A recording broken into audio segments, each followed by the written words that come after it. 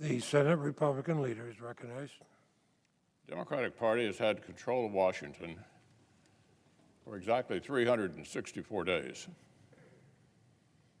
Tomorrow will mark exactly 1 year since President Biden was inaugurated on the West Front and promised to unite our people, lower the temperature, and bring America together. But today, the President and his party will try to use fear and panic to smash the Senate, silence millions of Americans, and seize control of our democracy.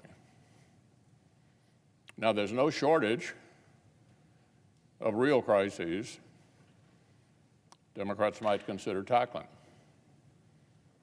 The worst inflation in 40 years, a seemingly endless pandemic, soaring homicides, a border crisis, and Russia flirting with war in Europe. But the administration and this Senate majority are focused on none of that. Instead, they've been consumed by a fake panic over election laws that seems to exist only in their own imaginations.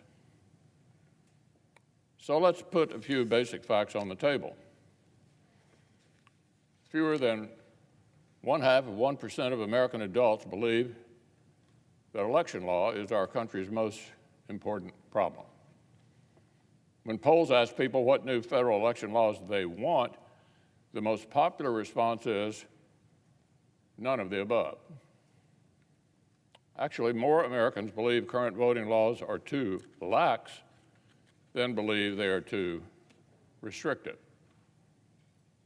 So let that sink in.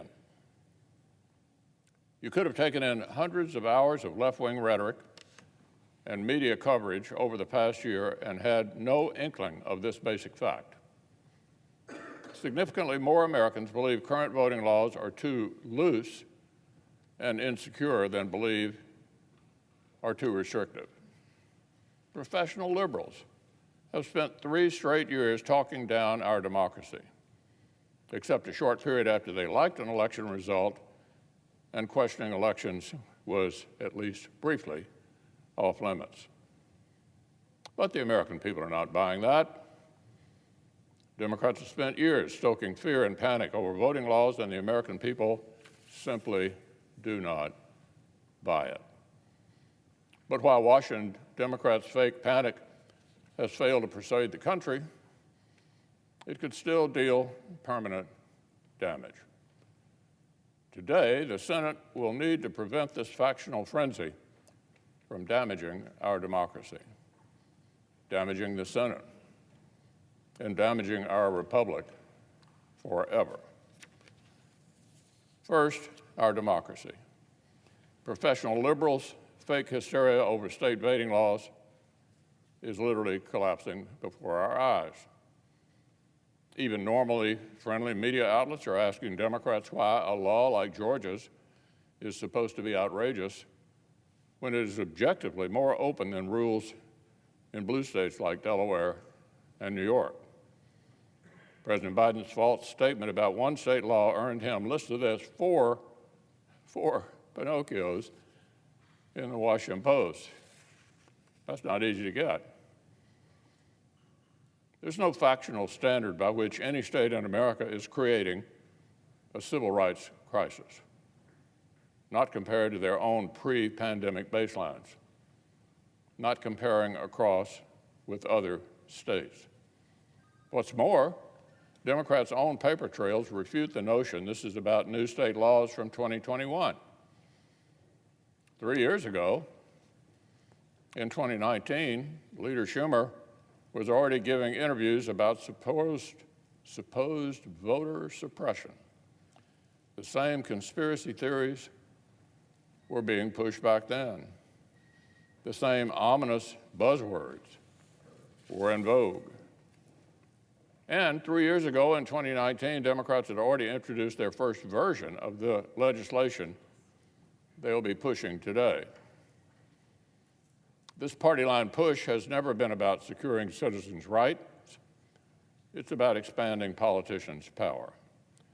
That's why their bill tries to weaken voter ID laws that are popular with Americans of all races.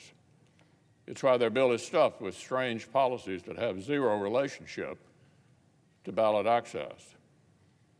New powers for bureaucrats to police citizens' speech online. New schemes where the federal government would directly fund political campaigns. This is not some modest bill about ballot access. It's a sprawling takeover of our whole political system. It was never even intended to attract bipartisan support. This partisan Frankenstein bill that House Democrats slapped together was intended to do one thing, just one thing only: give the Senate Democratic leader a pretext to break the Senate. Later today, this chamber will host a sad spectacle that has not been seen before in living memory. A sitting majority leader will attempt a direct assault on the core identity of the Senate. Our colleague from New York will try to kill the character of the institution he is supposed to protect and to serve. Now, the Democratic leader once said that breaking the rules to kill the filibuster would turn the Senate into a rubber stamp of dictatorship, make America a banana republic, and trigger a doomsday for democracy. But several years ago, with no connection to this particular issue, he began talking about shredding minority protections if he ever got power. And now he wants to press that doomsday button. The legislative filibuster is a central Senate tradition. It is the indispensable feature of our institution. It makes the Senate serve its founding purpose: forging compromise, cooling passions, and ensuring that new laws earn broad support from a cross-section of our country. The Senate is not supposed to be a duplicate House of Representatives with fewer members and fancier desks. This body is not supposed to amplify huge swings in federal law with every election. It exists to slow those swings and to bring stability. The legislative filibuster is the only reason the Senate provides what James Madison called a complicated check on improper acts of legislation. It embodies Thomas Jefferson's principle that great innovations should not be forced on slender majorities. Killing the legislative filibuster, any way it happened, would hugely damage the Senate. But doing so by nuking the rules would destroy the Senate. As I've explained at some length, this is true on the most practical level. A Senate in nuclear winter would not be a hospitable place for either side. As then Senator Obama explained a decade and a half ago, if the majority chooses to end the filibuster, if they choose to change the rules and put an end to democratic debate, then the fighting and the bitterness and the gridlock will only get worse. Please note that even in the Democratic leader's manufactured case, even when he presumably wanted the most persuasive theater he could possibly muster, the Senate will have only spent about a day and a half on this bill before he tries to ram it through. Since when does the Senate pass any significant bill in a day and a half, much less a gigantic elections overhaul? Our colleague is not trying to conclude an unending discussion that he cannot stop. He's trying to short-circuit a debate that he cannot win.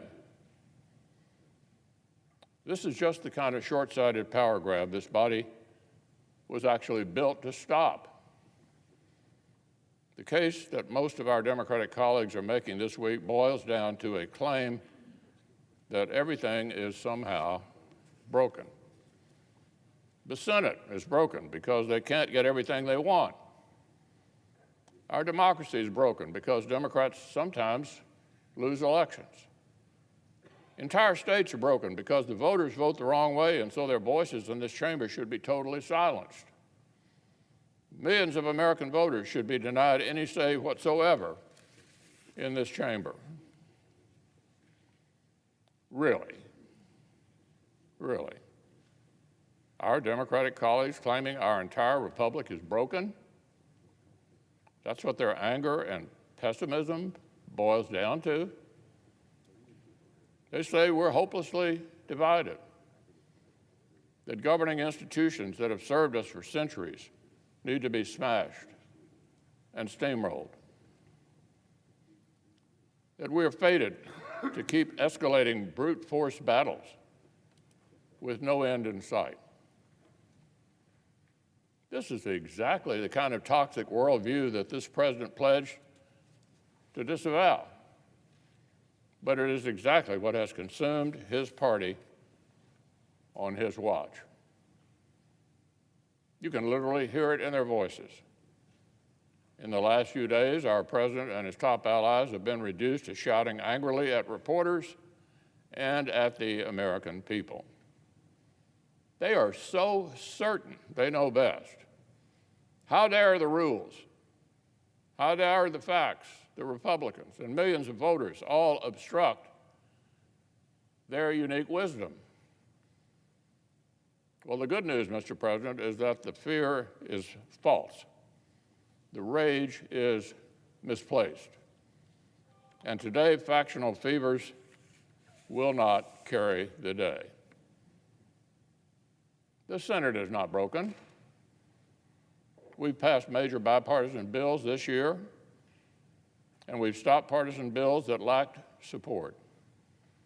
Exactly the mixture the framers imagined, and senators on both sides appraised until the last few months. Our democracy is not broken either. Citizens across America have ample opportunity to vote and say so to anybody who will listen to them. And our republic is not broken. Even with all the crises that Democrat policies have created, we remain fellow citizens who are blessed to live in the greatest country on earth. Today, it appears that a narrow bipartisan majority of senators will vote to save the Senate.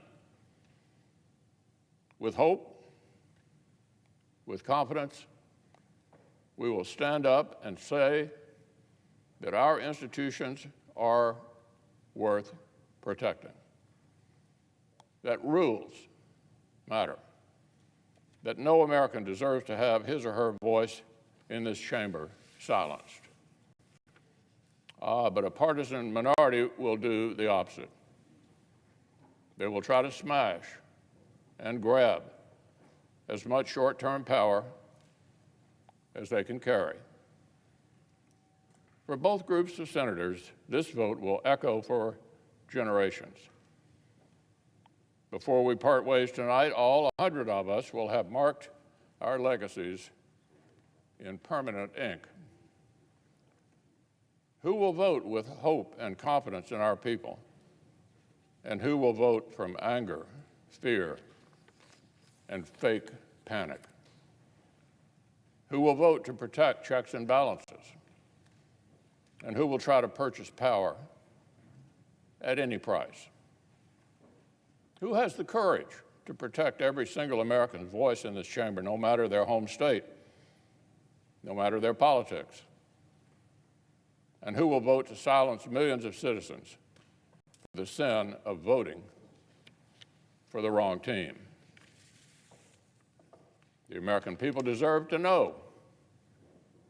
And from this day forward, they will.